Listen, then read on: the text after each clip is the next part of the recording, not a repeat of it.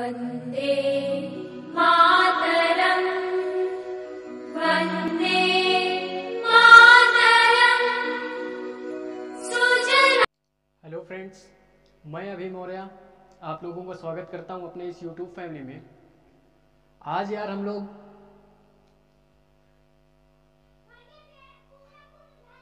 हम लोग अपने क्लास के अगले पार्ट की ओर हैं। अपने क्लास के यार अगले पार्ट की ओर हैं।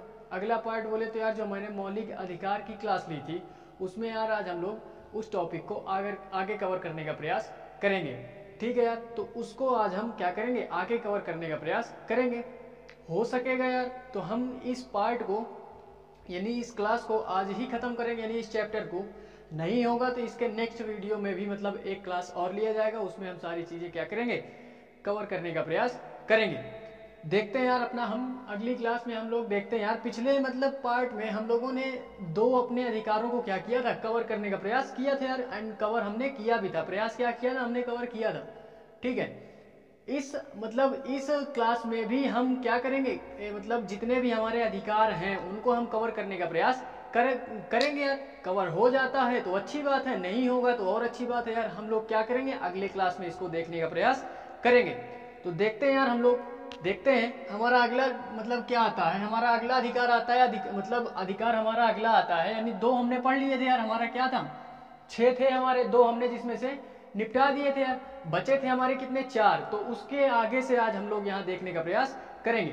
ठीक, तो ये हमारा आज तीसरा, हम क्या पढ़ते हैं, तीसरा पढ़ते हैं। क्या पढ़ते हैं यार, तीसरा पढ़ते हैं। तीसरा हमारा अधिकार है शोषण के विरुद्ध अधिकार, यानी शोषण के विरुद्ध अधिकार। ये कहने का तात्पर्य ये है मेरे भाई, शोषण के विरुद्ध अधिकार से ये तात्पर्य है कि मतलब किसी भी व्यक्ति का क्या नहीं किया जाएगा यार, शोषण नहीं किया जाएगा। किसी भी व्यक्ति का क्या नहीं किया जाएगा, शोषण नहीं किया जाएगा।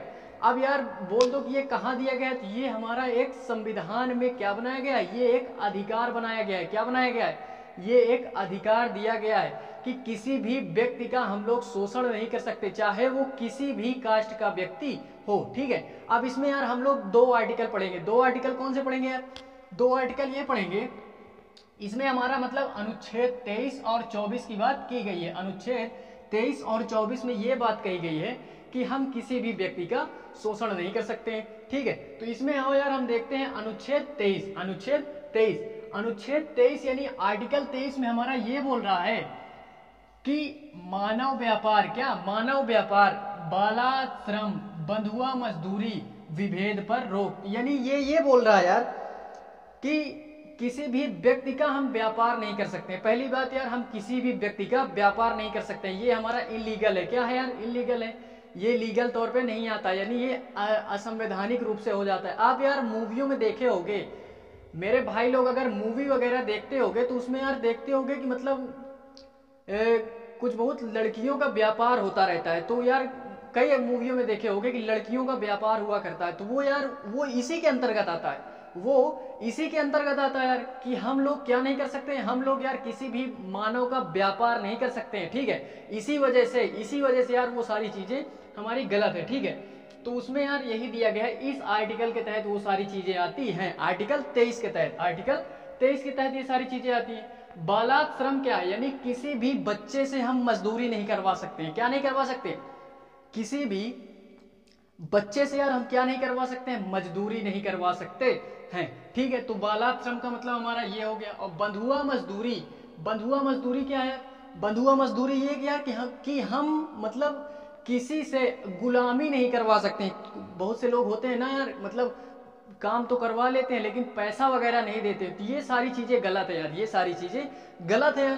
तो ये सारी चीजें हमारी कहाँ पे दी गई, ये सारी चीजें हमारी आर्टिकल 23 के अंतर्गत दी जाती हैं। ये एक व्यक्ति के अधिकार है। अगर उस व्यक्ति के साथ ये सारी चीजें हो रही हैं, यानी उसका व्यापार हो रहा है, उसका यानी गुलामी करवाई जा रही है, बंधुआ मजदूरी उसके साथ हो रही है, या बालाश्रम वगैरह करवाया जा रहा है यार, तो मैंने बताया था यार वो सारी चीजें अभी हम पढ़ेंगे कि मतलब एक हमारा अधिकार है 6वां अधिकार, उसके तहत आप कहाँ जा सकते हैं, सुप्रीम कोर्ट या हाई कोर्ट में आप लोग क्या कर सकते हैं, याचिका दायर कर सकते हैं, तो वहां पे आपकी सुनवाई होगी यार। ठीक है, तो ये हमारे संवैधानिक एक अधिकार दिया गया है। ठीक है, इसको सारे लोगों को, चाहे जो व्यक्ति हो चाहे वो गवर्नमेंट का कोई आदमी हो, यानी गवर्नमेंट कोई ऑफिसर हो, या फिर यार आम इंसान हो, सारी चीजें माननी पड़ेंगी यार।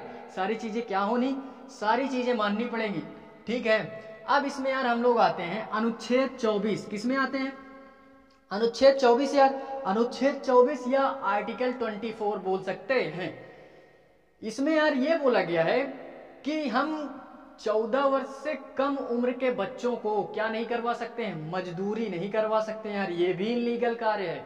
14 वर्ष से कम उम्र का बच्चा है, आप अगर उससे काम करवाते हैं या जबरदस्ती उसको भेजते हैं, तो यार अगर वो बंदा बोल दिया या कहीं जाकर के किसी भी चौकी में, थाने में एफआईआर दर्ज कर दिया, 14 साल से कम उम्र का बच्चा है, चाहे उसके पेरेंट्स ही वो काम क्यों ना करवाते हो, ठीक है, उसके पेरेंट्स यानी माता पिता ही चाहे उसको क्यों ना भेजते हो, अगर बच्चा बोल दिया कि हमको जबरदस्ती काम करवाया जा रहा है, तो उनके माता पिता के प्रति क्या हो सकती है यार? एफआईआर हो सकती है।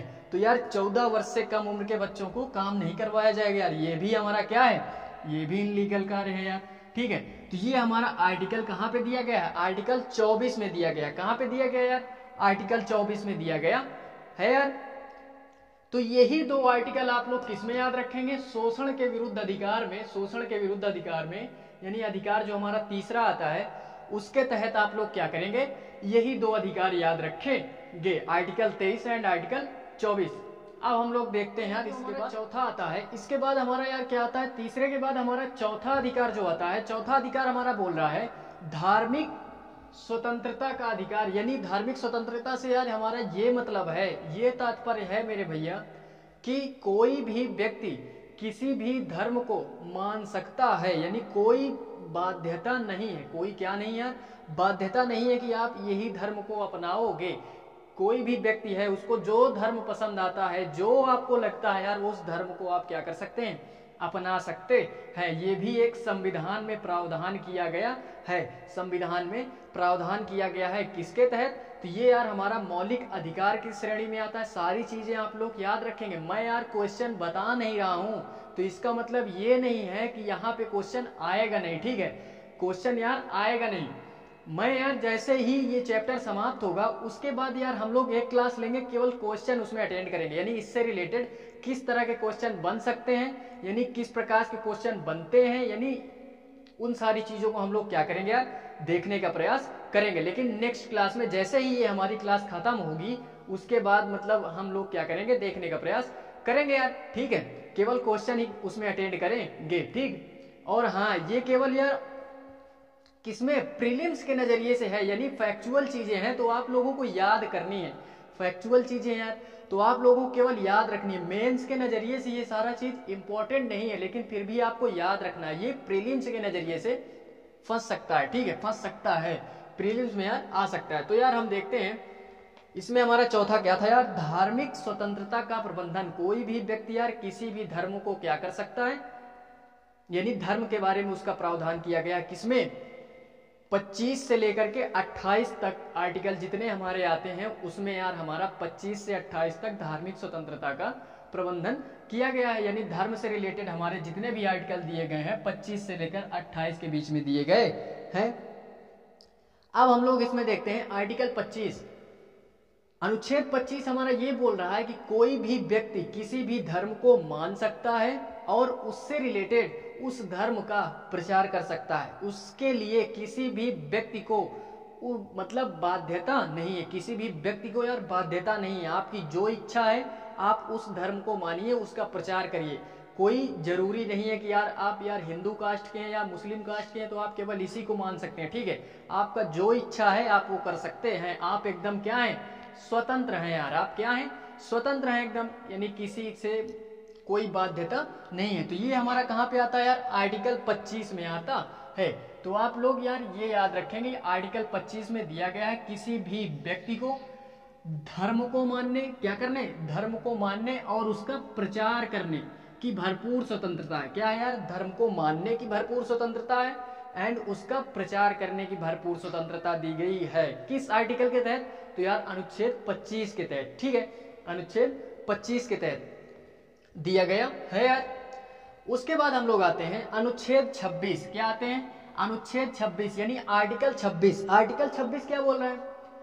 आर्टिकल 26 हमारा ये बोल रहा है कि किसी भी व्यक्ति को इतना अधिकार दिया गया है, मैं किसी भी व्यक्ति से मतलब मेरा तात्पर्य यह है कि हर एक व्यक्ति की बात की जा रही है, किसी का भी यहाँ पे क्या नहीं, डिस्क्रिमिनेशन नहीं, यानी भेदभाव नहीं किया जा रहा, चाहे वो जो व्यक्ति हो, ठीक है। पूरे इंडिया में, पूरे भारत की बात हो रही है कि वो चाहे जो व्यक्ति हो, जितने अधिकार दिए गए हैं उतने सारे अधिकार उस व्यक्ति को मिलेंगे यार, ठीक है। इसमें कोई मतलब तनिक भी डिस्क्रिमिनेशन नहीं किया जाएगा, ठीक है। तो 26 में हमारा दिया गया है धार्मिक प्रबंधन की स्वतंत्रता। धार्मिक प्रबंधन की स्वतंत्रता यानी किसी भी धर्म का वो प्रबंधन कर सकता है, ठीक है। किसी भी धर्म का वो प्रबंधन कर सकता है। तो ये यार आर्टिकल हमारा 26 में दिया गया है। किस में दिया गया है यार? 26 में दिया गया है यार। उसके बाद हम लोग आते हैं 27 में। क्या बोल रहा है यार? उसके बाद हम लोग आते हैं 27 में। 27 के अंतर्गत क्या कहा गया है यार? तो अनुच्छेद 27 के अंतर्गत ये बोला गया है कि धार्मिक कार्यों को संपोषित करने की स्वतंत्रता, ठीक है।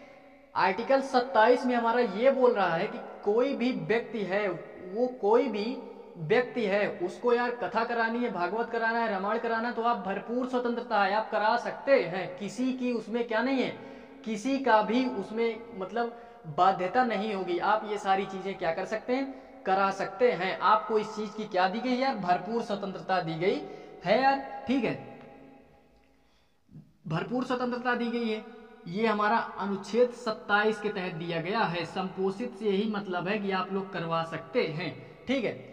उसके बाद हमारा आता है अनुच्छेद 28। क्या आता है यार? अनुच्छेद 28 यानी आर्टिकल 28। आर्टिकल 28 क्या बोल रहा है?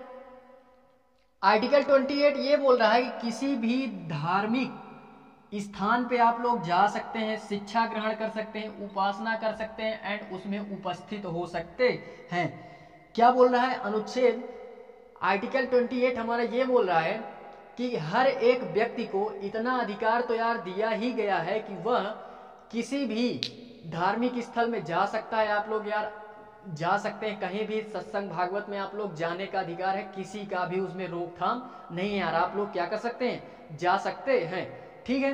तो वहां पे आप लोग क्या कर सकते हैं? जा सकते हैं। किसी प्रकार का कोई भेदभाव नहीं किया जाएगा, ना रोक टोक किया जाएगा। एंड उसकी क्या कर सकते हैं यार? शिक्षा ग्रहण कर सकते हैं। किसी भी धर्म की आप क्या कर सकते हैं? शिक्षा ग्रहण कर सकते हैं, उसकी उपासना कर सकते हैं एंड वहां पे जा सकते हैं, ठीक है यार। तो ये हमारा प्रावधान कहाँ किया गया है? ये आर्टिकल 28 के तहत किया गया है, ठीक है यार।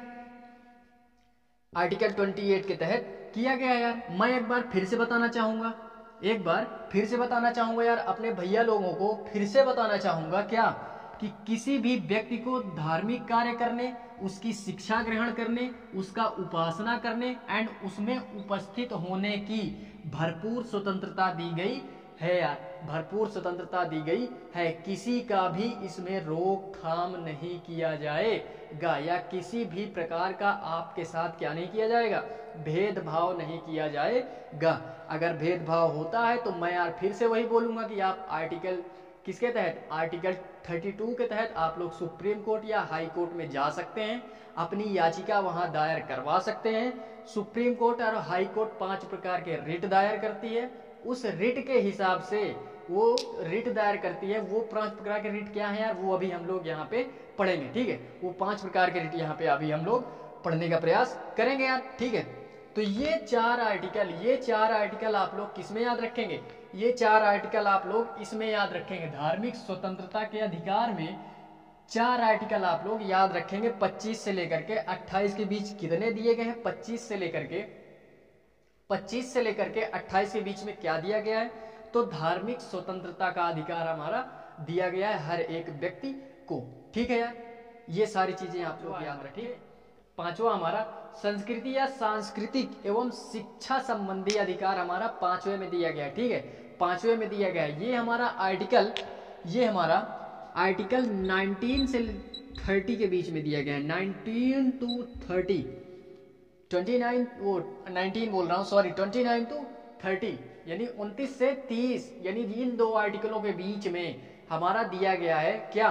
दिया गया है कि संस्कृति यानी किसी भी व्यक्ति को संस्कृति और शिक्षा संबंधी भरपूर अधिकार है, ठीक है। इसमें कोई भेदभाव नहीं किया जाएगा। इसमें यार हमारे 2 आर्टिकल आते हैं, इसमें हमारे 2 आर्टिकल आते हैं, आप लोग उनको भी आसानी से याद रख सकते हैं। यार जब इतना सारा सिस्टम आप याद रख सकते हो तो जाहिर सी बात है ये 2 कौन सी बड़ी बात है, इसको भी आप आराम से क्या कर सकते हो, याद कर सकते हो यार, ठीक है। तो इसमें हमारा आता है 29, 29 एंड 30। क्या आता है 29 एंड 30 यार। इसके तहत हमारा यही 2 आते हैं, यही 2 आते हैं यार, 29 एंड 30। लेकिन हाँ जो हमारा ये चीज दिया गया है, ये चीज जो दिया गया ये केवल अल्पसंख्यकों को ही दिया गया है, सारे लोगों को ये अधिकार प्राप्त नहीं है, ये केवल अल्पसंख्यकों को दिया गया है। ये आप देख सकते हैं, आप लोग देख सकते हैं यार, ये केवल अल्पसंख्यकों के लिए दिया गया है यार। ये अधिकार अल्पसंख्यकों का प्रावधान करता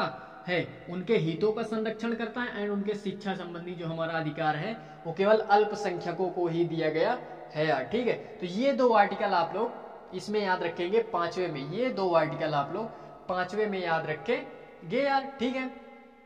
मुझे नहीं लग रहा है कि बहुत बड़ी चीज मैंने बता दी कि याद नहीं हो पाएगी, ठीक है। तो ये 5 अधिकार यार अभी तक हम लोगों ने पढ़े, क्लास 1 से लेकर के क्लास ये हमारी 2nd है, तो अभी तक हम लोगों ने 5 अधिकार पढ़े यार। 5 जो हमारे राइट्स थे वो राइट्स यार हम लोगों ने पढ़ लिए, राइट्स तो पढ़ लिए यार। अब हमारा एक बचता है, एक जो हमारा बचता है एंड हमारा मोस्ट इंपॉर्टेंट आर्टिकल है वो, उसको याद करना बहुत जरूरी है। उसको अगर नहीं याद किए तो कुछ भी नहीं हो सकता यार, उसको याद करना बहुत इंपॉर्टेंट है, ठीक है। क्यों? क्योंकि अभी तक मैंने बताया था ना कि जितने भी हम 5 अधिकार पढ़ चुके हैं, यानी पिछले क्लास को मिला करके इस क्लास को मिला करके अभी तक यार हम लोगों ने 5 अधिकार पढ़े। इन 5 अधिकारों का अगर हनन होता है, 5 अधिकारों का अगर हनन होता है, यानी ये राइट्स आपको नहीं मिल रहे हैं, तो आप इस 6वें अधिकार के तहत, इस 6वें अधिकार के तहत यानी आर्टिकल 32, यानी ये जो हमारा 6वां अधिकार दिया गया है, इसको मैं लिखवाऊंगा नहीं फिलहाल, ठीक है। इसमें हमारा दिया गया है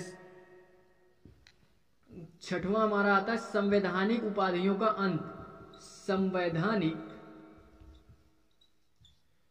उपाधियों का अंत, ठीक है। यही हमारा 32 में दिया गया है। ये 6वां हमारा आर्टिकल है, संवैधानिक उपाधियों का अंत। इसका तात्पर्य यही है यार कि आपके जो 5 अधिकार हैं उनका हनन होता है, वो आपको नहीं मिल रहे हैं, ठीक है, वो आपको नहीं मिल रहे हैं यार। तो आप इस आर्टिकल के तहत यानी इस राइट्स के तहत, आर्टिकल 32 के तहत आप लोग सुप्रीम कोर्ट या हाई कोर्ट में क्या कर सकते हैं, याचिका दायर कर सकते हैं। आप लोग वहां जाएंगे यार तो आपकी सुनवाई वहां पे की जाएगी। किस आर्टिकल के तहत? इस आर्टिकल के तहत, ठीक है, आर्टिकल 32 के तहत, आर्टिकल 32 के तहत आपकी वहां पे क्या की जाएगी यार, याचिका दायर की जाएगी। उसके बाद यार जो हमारे सुप्रीम कोर्ट होती है और जो हाई कोर्ट होती है वो यार 5 प्रकार के रिट मतलब दायर करती है। 5 प्रकार के क्या करती है यार, रिट दायर करती है, ठीक है। 5 प्रकार के रिट दायर करती है यार। सुप्रीम कोर्ट जो रिट दायर करती है वो आर्टिकल 32 के तहत, सुप्रीम कोर्ट जो रिट दायर करती है वो 32 के तहत, एंड जो हमारी हाई कोर्ट होती है यानी हमारा जो उच्च न्यायालय होता है वो हमारा अगर रिट दायर करेगा तो वो 226 के तहत यानी 226, आर्टिकल 226 के तहत वो क्या कर सकता है, आर्टिकल यार दायर करेगा। अब वो यार आर्टिकल नहीं मतलब रिट दायर करेगा। अब वो यार रिट मतलब कितने प्रकार के हैं और कौन कौन से हैं, यानी वो रिट कितने प्रकार के हैं और कौन कौन से हैं उनको यहाँ पे हम जानने का प्रयास करेंगे, ठीक है। तो सारी चीजों को हम क्रम वाइज पढ़ेंगे, रटना किसी भी चीज को नहीं है, रटना तो एकदम नहीं है, क्योंकि यार अभी तक रटते ही चले आए हो। क्या याद हुआ क्या मेरे भैया लोगों को? नहीं ना, याद हुआ क्या? नहीं। तो यार हमको समझना है, केवल बातों को समझ के चलोगे यार तो कोई भी प्रॉब्लम नहीं होगी। अगर याद करने का प्रयास करोगे, रटने का प्रयास करोगे यार तो वो आई थिंक यार चलता रहा है और चलता भी रहेगा, ठीक है, चलता रहा है चलता भी रहेगा, ठीक है। तो यार याद नहीं करना है, ठीक है, मतलब रटना नहीं है, याद तो करना ही है, रटना नहीं है। समझ करके याद करोगे तो बहुत आसानी होगी, ठीक है, बहुत आसानी होगी। तो यार आई होप ये 6 जो मैंने अधिकार पढ़ाए, ये ये 6 मैंने जो राइट्स आपके पढ़ाए कि किसी भी व्यक्ति का 6 अधिकार दिए गए हैं गवर्नमेंट की तरफ से। गवर्नमेंट की तरफ से क्या, गवर्नमेंट को भी ये दिए गए हैं, ठीक है, वो भी यार व्यक्ति ही होते हैं, तो गवर्नमेंट का भी इन अधिकारों में गवर्नमेंट का भी कोई जोर नहीं चलता है, ठीक है। संविधान जो हमारा बनाया गया है हर एक व्यक्ति को मानना पड़ेगा, हर एक व्यक्ति को मतलब हर एक व्यक्ति को मानना पड़ेगा यार, ठीक है। लेकिन हाँ अभी हम लोग इसके आगे पढ़ेंगे 33, 34 एंड 35, उसमें हमारे कुछ आर्टिकल दिए गए हैं, यानी कुछ आर्टिकल क्या, कुछ ऐसे व्यक्तियों के, कुछ ऐसे व्यक्ति हैं जिनका यार इनमें से कुछ जो हमारे राइट्स हैं उन पे पाबंदी लगाई जाती है, उन लोगों पे पाबंदी लगाई जाती है, तो उनको अभी हम लोग वहां पे जानने का प्रयास करेंगे, ठीक है। अब हम लोग देखते हैं यार जो हमारे क्या हैं, ये हमारे 5 प्रकार के रिट है, ये छठवें मतलब अधिकार के तहत जो सुप्रीम कोर्ट या हाई कोर्ट रिट दायर करती है उसको हम लोग यहाँ जानने का प्रयास करेंगे, ठीक है। एक एक करके हम लोग उसको जानने का प्रयास करेंगे। तो हमारी क्या होती है, सुप्रीम कोर्ट और हाई कोर्ट होती है, वो 5 प्रकार के रिट दायर करती है। वो रिट हमारे कौन कौन से हैं उनको हम लोग यहाँ देखने का प्रयास करते हैं, ठीक है। यहाँ पे हम लोग देखने का प्रयास करते हैं यार वो 5 प्रकार के रिट कौन कौन से हैं। तो यार मैंने पहले भी बताया कि जो हमारी सुप्रीम कोर्ट होती है और हाई कोर्ट होती है वो 5 प्रकार के रिट दायर करती है, 5 प्रकार के रिट दायर करती है यार। रिट क्यों दायर करती है, क्यों, क्योंकि यार आपका संविधान के जो अधिकार दिए गए थे, यानी संवैधानिक यानी फंडामेंटल जो राइट्स दिए गए हैं अपने, उनका यार हनन हुआ है, उनका हनन हुआ है। आपने याचिका दायर की, आपने क्या किया, याचिका दायर की, तो सुप्रीम कोर्ट आर्टिकल 32 के तहत एंड हाई कोर्ट 226 यानी 226 के तहत क्या करती है, रिट दायर करती है। वो 5 प्रकार के रिट यार कौन कौन से हैं यहाँ पे हम लोग देखने का प्रयास करते हैं। तो पहला हमारा इसमें आता है, पहला क्या आता है यार, बंदी प्रत्यक्षीकरण। पहला हमारा आता है बंदी प्रत्यक्षीकरण। अभी फिलहाल ये चीजें देखो, अभी ये चीजें देखो कि मतलब वो 5 प्रकार के रिट कौन कौन से हैं, बाकी इसके बाद एक एक हम लोग डिटेल में उनका अध्ययन करेंगे यार, एक एक हम लोग डिटेल में उनका अध्ययन करेंगे, ठीक है। दूसरा हमारा आता है परमादेश, दूसरा हमारा क्या आता है यार, परमादेश। एंड तीसरा हमारा आता है प्रतिषेध, तीसरा क्या आता है, प्रतिषेध। चौथा आता है हमारा उत्प्रेषण, चौथा हमारा आता है उत्प्रेषण, ठीक है। चौथा हमारा क्या आता है यार, उत्प्रेषण। एंड पांचवा हमारा आता है अधिकार प्रक्षालेख, पांचवा हमारा क्या आता है, अधिकार प्रक्षालेख। तो ये 5 प्रकार के रिट हैं, ये 5 प्रकार के क्या हैं यार, रिट हैं, रिट हैं, 5 प्रकार के रिट हैं यार जो सुप्रीम कोर्ट और हाई कोर्ट क्या करती है, दायर करती है यार, ठीक है। तो अब हम लोग यार एक एक इनका डिटेल में अध्ययन करने का प्रयास करेंगे, एक एक डिटेल में इनका अध्ययन करने का प्रयास करेंगे कि ये क्या होता है, बंदी प्रत्यक्षीकरण क्या होता है, परमादेश क्या होता है, ये क्या होता है, ये एंड ये, ठीक है। इसको सारी चीजें हम यहाँ पे देखने का प्रयास करेंगे। 5 प्रकार के रिट कौन कौन से हैं, अब हम लोग यार डिटेल में उसका अध्ययन करने का प्रयास करते हैं। क्या करते हैं यार, डिटेल में उसका अध्ययन करने का प्रयास करते हैं, एक एक यानी हम लोग स्टेप वाइज स्टेप सारी चीजें पढ़ेंगे यार, ठीक है। स्टेप वाइज स्टेप सारी चीजें पढ़ेंगे, कोई कंफ्यूजन, किसी प्रकार का कोई कंफ्यूजन ना रह जाए। क्यों, क्योंकि यार अगर इसको आप एक बार पढ़ लेते हो उसके बाद आप अगर एग्जाम हॉल में जाते हो यार, इस टॉपिक से रिलेटेड अगर किसी भी प्रकार का प्रश्न आता है या क्वेश्चन आता है यार, तो एग्जाम हॉल में आप क्या करोगे, बहुत ही यार कंफर्टेबल महसूस करोगे दूसरों की अपेक्षा।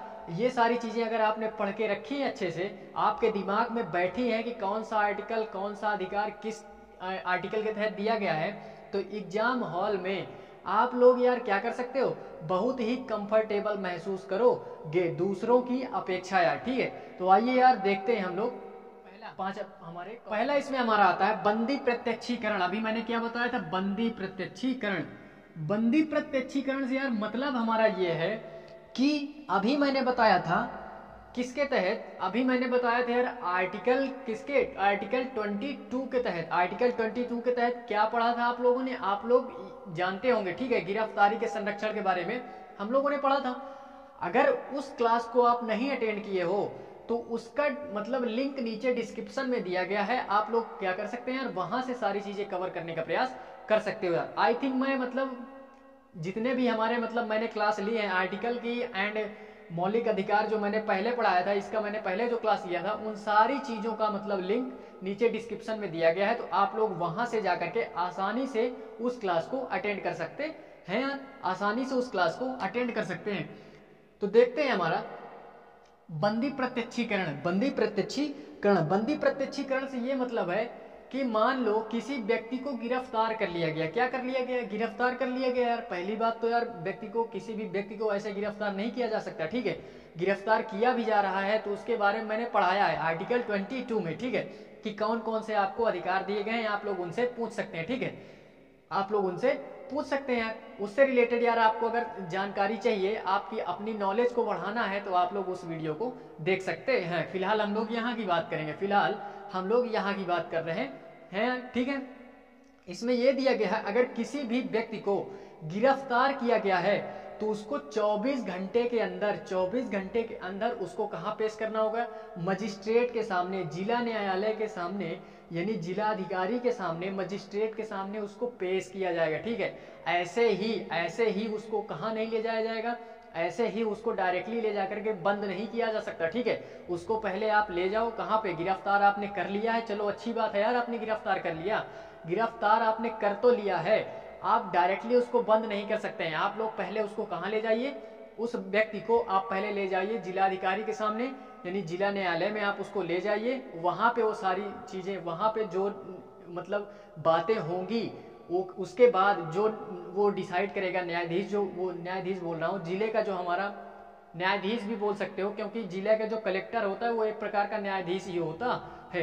क्या होता है यार? जिले का वो पूरी न्यायाधीश ही होता है, जो हमारा कलेक्टर होता है। तो वो यार जो कहेगा उसके बाद सारी प्रक्रियाएं होंगी। अगर व्यक्ति आरोपित साबित होता है तो उसके आगे की कार्रवाई वो जो हमारे गवर्नमेंट ऑफिसर होते हैं यार वो करते हैं। अगर आरोपित नहीं अगर व्यक्ति होता है तो उसको फिर क्या कर दिया जाता है यार? छोड़ दिया जाता है, उस पर फिर कोई कार्रवाई नहीं होती है। अगर उसको फालतू में, फर्जीवाड़े में अगर उसको गिरफ्तार किया जाता है तो यार समझ लो फिर जो भी गवर्नमेंट ऑफिसर उसको क्या किया था, गिरफ्तार किया था, तो उस पर यार फिर क्या कर सकते हो आप लोग? मतलब मैं इसके बाद धाराएं पढ़ाऊंगा, क्योंकि आर्टिकल और धाराएं में बहुत अंतर है। आप लोग आर्टिकल और धारा जानते रहोगे तो किसी भी व्यक्ति से डरने की जरूरत नहीं यार, किसी भी व्यक्ति से किसी प्रकार की डरने की जरूरत नहीं है, चाहे वो कोई गवर्नमेंट ऑफिसर हो या फिर कोई साधारण आदमी हो, ठीक है। तो वो धाराओं की बात हम लोग यार धाराओं में करेंगे, ठीक है। यहाँ फिलहाल हम लोग आर्टिकल पढ़ रहे हैं, तो यहाँ पे हम लोग अपना कंसंट्रेशन यहीं पे इस क्लास में बनाएंगे। तो यार इसमें यही दिया गया है कि 24 घंटे के अंदर, 24 घंटे के अंदर मजिस्ट्रेट के सामने उसको क्या किया जाएगा? जिला मजिस्ट्रेट के सामने उसको क्या किया जाएगा? पेश किया जाएगा यार, जिला मजिस्ट्रेट के सामने पेश किया जाएगा। तो बंदी प्रत्यक्षीकरण जो हमारा पहला रिट है, जो हमारा पहला रिट है यार, वो यही बोल रहा है बंदी प्रत्यक्षीकरण कि 24 घंटे के अंदर गिरफ्तार किए हुए व्यक्ति को आप लोग वहां पे ले जा सकते हैं। 24 घंटे के अंदर वहां पे आप लोग उसको पेश कर सकते हैं। लेकिन हाँ, इसमें आप एक पॉइंट नोट डाल के लिख सकते हो, 1 रुपए की नोट एक ठो ले लो। 1 रुपए की नोट हमारी ये बोल रही है कि इसमें जो 24 घंटे का समय दिया गया है, इसमें उस व्यक्ति को आने जाने का समय इसमें नहीं जोड़ा जाएगा। इस 24 घंटे में जो हमारा अधिकारी के पास आने जाने का समय लगेगा, उस समय को हम लोग इस 24 घंटे में कैलकुलेट नहीं करेंगे, ठीक है। तो ये चीज आप लोग क्या करेंगे? याद रखेंगे यार, ठीक है। उसके बाद हमारा आता है परमादेश। परमादेश से क्या मतलब है यार? परमादेश से ये तात्पर्य है मेरे भैया कि मान लो कोई भी हमारा सरकारी अधिकारी है, कोई भी हमारा गवर्नमेंट ऑफिसर है, वो अपना काम अच्छे से नहीं कर रहा है, वो अपना काम यानी अपने कर्तव्यों का पालन नहीं कर रहा है, यार। तो जो सुप्रीम कोर्ट होती है वो इन 5 रिटों में दूसरा रिट हमारा जो आता है वो परमादेश का आता है। तो इसके अंतर्गत यही कहा गया है कि गवर्नमेंट जो हमारा व्यक्ति है उसको उसके कर्तव्य का पालन करने के लिए बाध्य किया जाएगा, उसको उसके कर्तव्यों का पालन करने के लिए क्या किया जाएगा यार? बाध्य किया जाएगा कि आपका जो काम है आप वो कीजिए, फालतू चीजों के चक्कर में आप मत पड़ो, नहीं तो फिर डायरेक्टली क्या होगा यार? वो आप लोग जान सकते हो ये रिट दायर की गई है यार, तो सुप्रीम कोर्ट ऐसे ही कोई रिट नहीं दायर करती है, ठीक है। सुप्रीम कोर्ट, हाई कोर्ट बहुत ही मतलब, अब उसके बारे में जब हम लोग पढ़ेंगे, चलो फिलहाल वहीं पे हम लोग जानेंगे। फिलहाल यहाँ पे हम लोग इस क्लास की चर्चा कर रहे हैं, तो हम लोग इसी क्लास में बने रहने का प्रयास करेंगे, ठीक है। तो दूसरा हमारा ये दिया गया है परमादेश, पहला हमारा बंदी प्रत्यक्षीकरण, तीसरा हमारा आता है प्रतिषेध। तीसरा क्या आता है यार? तीसरा हमारा आता है प्रतिषेध। प्रतिषेध से क्या मतलब है?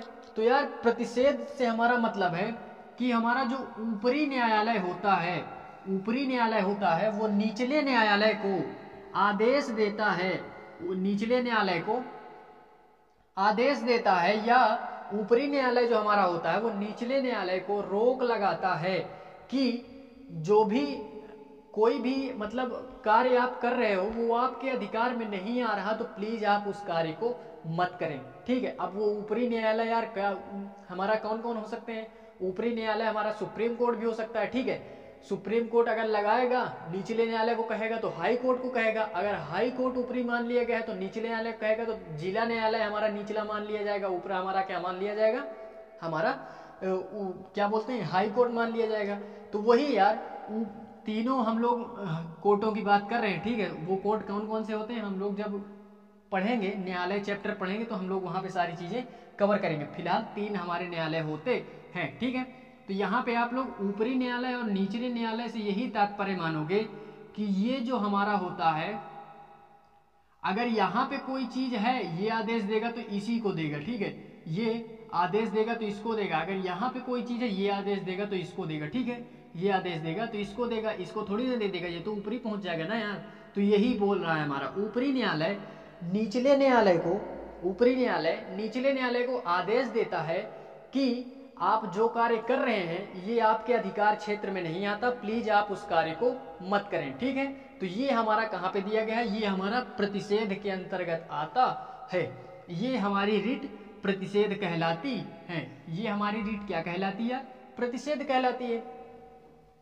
उसके बाद हम लोग देखते हैं, उसके बाद आता है हमारा उत्प्रेषण। क्या आता है? उत्प्रेषण।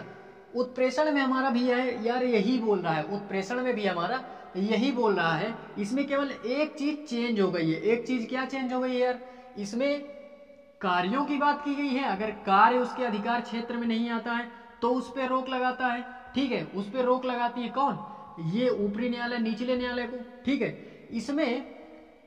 इसमें यार ऊपरी न्यायालय हमारा जो होता है वो निचले न्यायालय को आदेश देता है कि आप जो केस नहीं सॉल्व कर पा रहे हैं, यानी जो मुकदमा आप नहीं सॉल्व कर पा रहे हैं, आपके पास लंबित पड़ा है, ये लंबित पड़ा है मतलब इसका मतलब ये है कि आप नहीं कर रहे हैं उस काम को, आपके पास वो खाली पड़ा हुआ है, तो आप उस मुकदमे को हमारे पास भेज दीजिए। क्या कर दीजिए? उस मुकदमे को हमारे पास भेज दीजिए यार, उस केस को हम हैंडल कर लेते हैं या हम हैंडल कर लेंगे यार। तो इसमें यार यही दिया गया है, लंबित मुकदमा अगर निचले न्यायालय में पड़ा है तो ऊपरी न्यायालय आदेश देता है कि जो मुकदमा आपके पास लंबित पड़ा है आप उसको हमारे पास भेज दीजिए, हम उसको हैंडल कर लेंगे।